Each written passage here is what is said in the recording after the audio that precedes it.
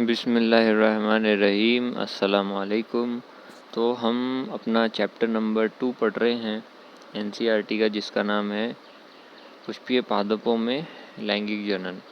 और उसमें हम जो परागकोश होता है उसकी संरचना देख रहे थे, और संरचना देखते देखते हम आए परागकोश पे, और अब पढ़ रहे थे हम लघु बीजाणुधानी जो होती है उसकी संरचना पढ़ रहे थे। लघु बीजाणुधानी ये हमने देखा था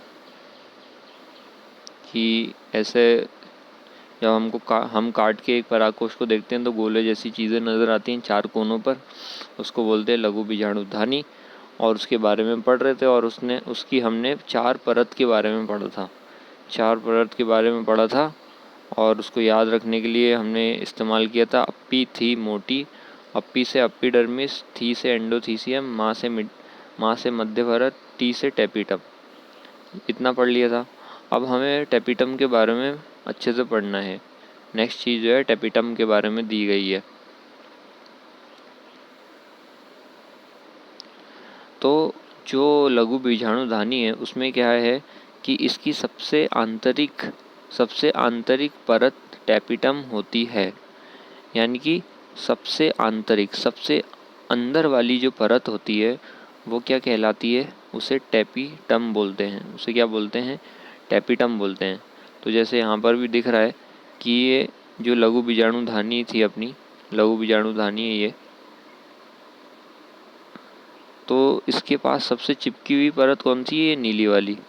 ये नीली वाली जो परत है वही है सबसे पास। सबसे अंदर परत कौन सी है? नीली वाली। नीली वाली का नाम क्या है? टेपिटम। तो सबसे अंदर वाली परत कौन सी हो गई? टेपिटम हो गई। इतना समझ में आ गया। अब आगे बढ़ते हैं कि इसका काम क्या होता है। इसका काम ये है कि यह विकासशील परागकणों को पोषण देती है। यह विकासशील परागकणों को पोषण देती है। यानी कि इसका काम जो है अम्मी जैसा है, जो हमारी माँ होती हैं उनके जैसा है। कि ये क्या करती हैं कि जो परागकण हैं जो बनेंगे इसके अंदर, उस जो कि विकासशील है, यानी कि जिनका विकास हो रहा है परागकणों का, उनको क्या देगी? ये पोषण देगी। उनको क्या देगी? ये पोषण, यानी कि पावर देगी, एनर्जी देगी, खाना देगी। कौन सी लेयर खाना देगी? कौन सी परत खाना देगी? ये टेपिटम। ये टेपिटम ही परागकणों को क्या देती है? पोषण देती है, खाना देती है। फिर उसके आगे टेपिटम की कोशिकाएं, टेपिटम की जो कोशिकाएं होती हैं वो सघन जीव द्रव्य यानी कि सघन साइटोप्लाज्म से भरी होती हैं, और सामान्यतः एक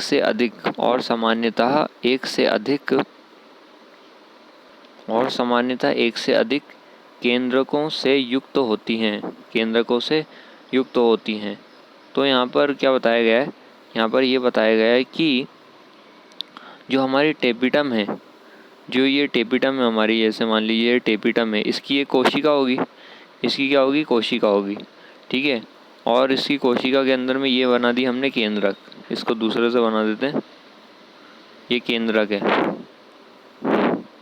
तो ये क्या कह रहे हैं कि ये जो इसका जो जीव द्रव्य है, इसका क्या होता है? कोशिका का द्रव्य होता है ना, अंदर भरा हुआ।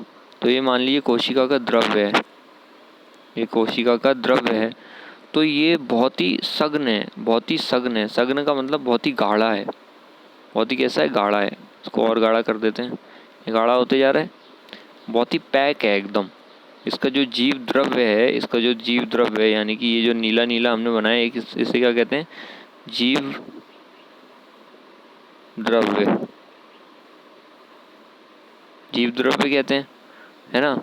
या दूसरी भाषा में साइटोप्लाज्म कहते हैं। साइटोप्लाज्म ये कैसा है? ये बहुत ही सघन होता है। ये बहुत ही कैसा होता है? ये होता है सघन होता है। इसका जो जीव द्रव्य है, जीव द्रव्य को क्या बोलते हैं? साइटोप्लाज्म। तो वो कैसा होता है? सघन होता है। ये हमें याद रखना है। बहुत ही गाढ़ा होता है, पैक होता है। और सामान्यतः यानी कि आम तौर पर एक से अधिक नेक्स्ट पेज पे आ गए अपन। एक से अधिक केंद्रकों से युक्त होती हैं। तो केंद्रक जो होते हैं एक सेल के अंदर में केंद्रक होते हैं। जैसे मान लीजिए ये एक कोशिका है, ये एक सेल है, ये बहुत सारी कोशिकाएं हैं और इसके अंदर में इसके क्या होते हैं, केंद्रक होता है। ये इसका केंद्रक और ये इसका केंद्रक। और इसके अंदर में क्या होता है, इसका जीव द्रव्य होता है, कोशिका का जीव द्रव्य होता है। ये इसका जीव द्रव्य है, ठीक है। अब आमतौर पे क्या होता है कि एक कोशिका में कितने केंद्रक होते हैं। ये जो बिंदी हमने बनाई है ये क्या है, ये है केंद्रक। केंद्रक, और केंद्रक को इंग्लिश में क्या बोलते हैं, न्यूक्लियस। हिंदी में लिख देता हूँ, न्यूक्लियस।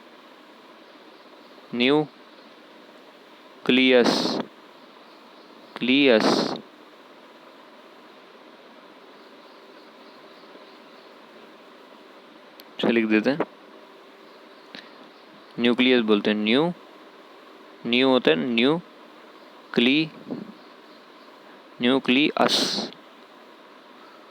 न्यूक्लियस। ये तो ये जो केंद्रक है, एक कोशिका में कितने होते हैं केंद्रक, एक ही केंद्रक होता है आमतौर पे। लेकिन ये जो टेपिटम है, ये क्या है, टेपिटम है, उसकी कोशिका में आमतौर पे एक से अधिक न्यूक्लियस हमें दिखाई देंगे, एक से अधिक हमें केंद्रक नज़र आएंगे।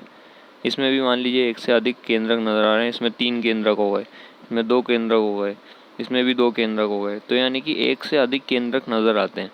तो ये जो टेपिटम रहती है, ये जो हमारी टेपिटम है अंदर वाली परत, उसमें केंद्रक जो होते हैं वो एक से अधिक होते हैं। और इसका जो जीव द्रव्य होता है वो कैसा होता है, सघन होता है, ठीक है। तो आगे बताया कि क्या आप यह सोच सकते हैं कि किस प्रकार से क्या आप सोच सकते हैं कि किस प्रकार से एक टेपिटल यानी कि टेपिटम की कोशिका द्विकेंद्रीय बन सकती है। द्विकेंद्रीय बन सकती है।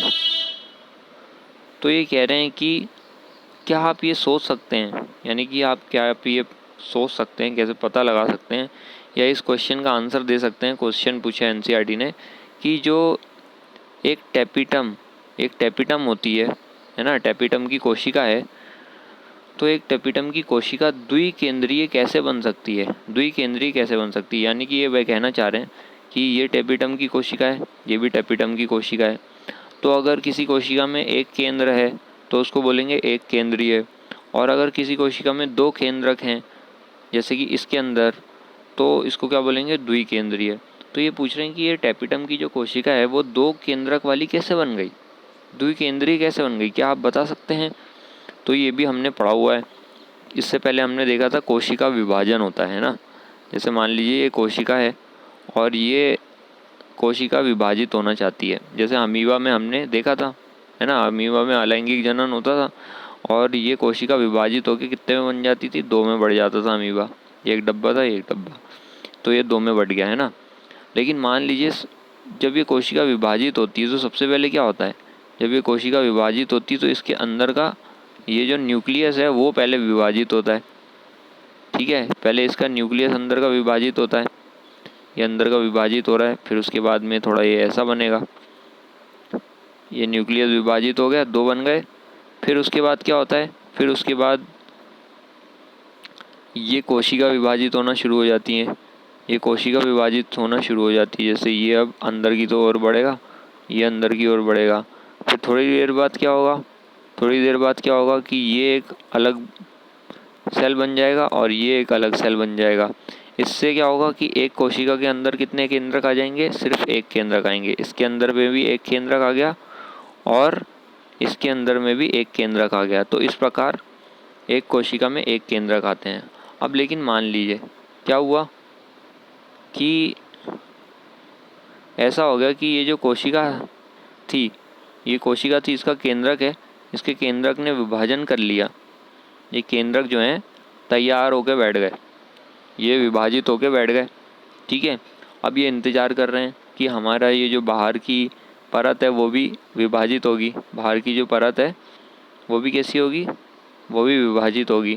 तो मान लो ये इंतज़ार कर रहे हैं कि इनकी जो बाहर की परत है वो अब ऐसा होना शुरू होगी, ऐसा होना शुरू होगी। लेकिन इनकी ज़िंदगी में कुछ और था।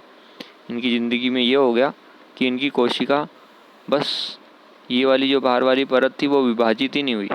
वो कैसे हुई? विभाजित ही नहीं हुई। यानी कि इनका जो कोशिका जीव द्रव्य था वो विभाजित नहीं हुआ और इनका केंद्रक बस विभाजित हो गया, केंद्रक डिवाइड हो गया। लेकिन जो सेल था, सेल की मेम्ब्रेन थी, वो डिवाइड नहीं हुई, बाहर की जो परत थी वो डिवाइड नहीं हुई। तो इसकी वजह से क्या हो गया? इसकी वजह से इस कोशिका के अंदर में 2 केंद्रक आ गए। तो इसी प्रकार इसका आंसर क्या होगा कि कैसे टेपिटम के अंदर में 2 केंद्रक आ सकते हैं? तो हम कहेंगे कि अगर क्या हो जाए, अगर केंद्रक का विभाजन हो जाए लेकिन कोशिका का विभाजन ना हो, जीव द्रव्य का विभाजन ना हो, तब क्या होगा कि 2 केंद्रक आ जाएंगे। जैसे यहाँ पर है कि इसमें कोशिका का केंद्रक का विभाजन हो गया। ये देखिए 2 केंद्रक अपने मस्त विभाजित होकर बैठ गए, लेकिन जो इसकी कोशिका का द्रव्य है, जीव द्रव्य, वो विभाजित नहीं हुआ, है ना, उसकी परत विभाजित नहीं हुई। तो इसलिए इसमें 2 केंद्रक आ गए। अब आगे क्या है? जब एक परागकोश अपरिपक्व होता है, जब एक परागकोश अपरिपक्व होता है तब घने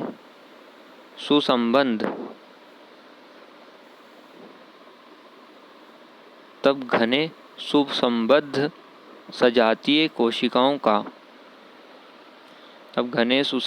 सुसंबद्ध सजातीय, ये क्या लिखा हुआ है? सुसंबद्ध सजातीय कोशिकाओं का समूह जिसे बीजाणुजन ऊतक कहते हैं, वो लघु बीजाणुधानी के केंद्र में स्थित होता है। लघु बीजाणुधानी के केंद्र में स्थित होता है।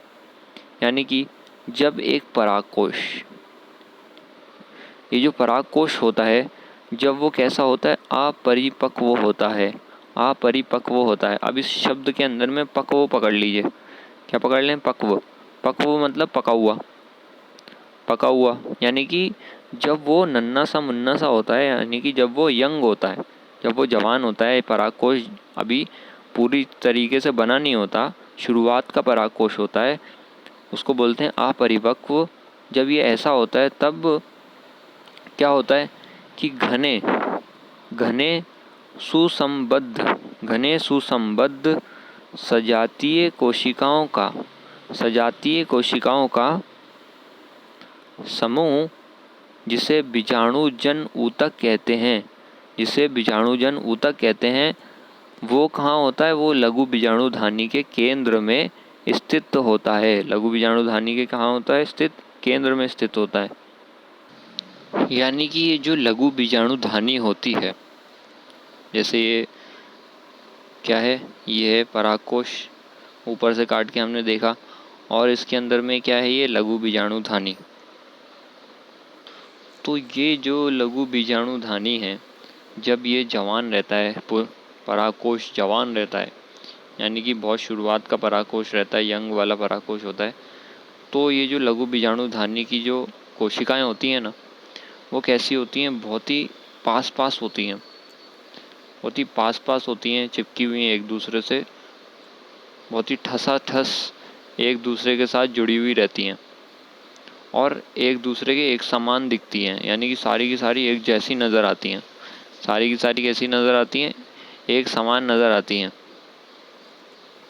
ये सारी की सारी कैसी नज़र आ रही हैं? एक समान नज़र आती हैं और एक साथ ठसाठस एक दूसरे से चिपकी हुई रहती हैं। यहाँ की जो कोशिकाएं रहती हैं, इन कोशिकाओं को क्या बोलते हैं? इन कोशिकाओं के समूह को बोलते हैं बीजाणुजन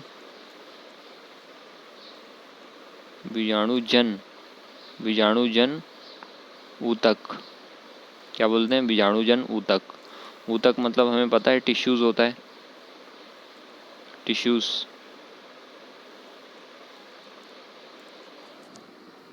यानी टिश्यूज़ का मतलब क्या होता है, या ऊतक का मतलब होता है जब बहुत सारी कोशिकाएं आपस में मिल जाती हैं तो उसको ऊतक बोलते हैं ना। तो ये जो कोशिकाएं हैं वो क्या है, इनका नाम क्या है, बीजाणुजन ऊतक नाम है। तो ये आपस में बहुत ही चिपकी हुई ठसाठस एक दूसरे के साथ एक जैसी नज़र आती हैं। तो इसलिए यहाँ पर कहा गया है कि लघु बीजाणुधानी के केंद्र में घने सुसंबद्ध यानी कि एक दूसरे के साथ बहुत ही आसपास चिपके हुए, सुसंबद्ध, बद्ध मतलब बंधे हुए, एक दूसरे से बहुत ही टाइटली पैक, एक दूसरे के साथ में अच्छे से बंधे हुए, चिपके हुए एक दूसरे के साथ सजाती है, यानी कि एक जैसे दिखने वाले कोशिकाओं का समूह, कोशिकाओं का क्या समूह, जिसे बीजाणुजन ऊतक कहते हैं, वो कहाँ होता है, लघु बीजाणुधानी के केंद्र में स्थित होता है। वो कहाँ होता है, लघु बीजाणुधानी के अंदर होता है ये। अब इसका नेक्स्ट डायग्राम नेक्स्ट उसमें देखेंगे। अस्सलाम वालेकुम।